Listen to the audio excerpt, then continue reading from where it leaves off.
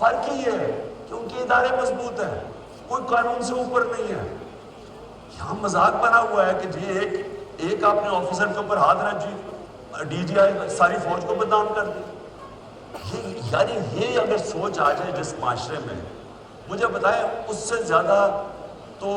دشمن اداروں کا اور ملک کا ہو ہی نہیں سکتا کہ جی ہمارے ادارے کا نام ہی نہ لے۔ میں کہہ رہا ہوں کہ یہ پیچھے تھا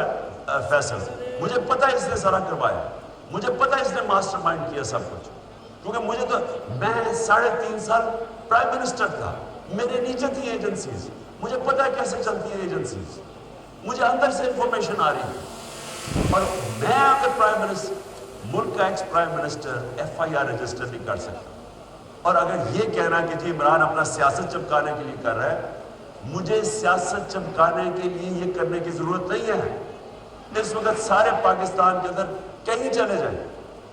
ایک اگر پارٹی کبھی بھی اتنی مقبول ہوئی ہے پاکستان کی تاریخ میں، وہ آج یہ پارٹی ہے۔ اور وہ یہ نہیں کہ میں نے کوئی بڑے کارنامے دیے ہیں، وہ ان چوروں کو دیکھ کے قوم ہماری طرف آ گئی ہے، اور اسی لیے ہمیں ضرورت نہیں پڑی کہ کسی کے اوپر الزام لگائے تاکہ میری سیاست کو بچے نہیں۔ یہ ملک کا مسئلہ ہے، اور چیف جسٹس صاحب یہ ملک کے فیوچر کا مسئلہ ہے، اور یہ فیوچر آپ کے ہاتھ میں ہے۔ اس ملک کی عدلیہ کے اوپر ساری قوم دیکھ رہی ہے۔ اس وقت لگتا یہ ہے کہ بس ایک یہ جو چاہے گا، یہ فیصل جیسے لوگ جو چاہے گا ان کے سامنے کوئی کھڑا ہی نہیں ہوتا، اور یہ ملک سے دشمنی ہو رہی ہے۔ ملک تب تکڑے ہوتے ہیں، میں پھر سے آپ کو کہوں، جدھر قانون کی حکمرانی ہوتی ہے۔ اور میں آخر میں خاص طور پر پاکستان کی وکلا کمیونٹی کا خاص طور پر شکریہ ادا کرتا ہوں کہ جس طرح وہ کھڑے ہوئے ہیں، اور مجھے خوشی یہ ہے کہ وکلا یہ سمجھ گئے ہیں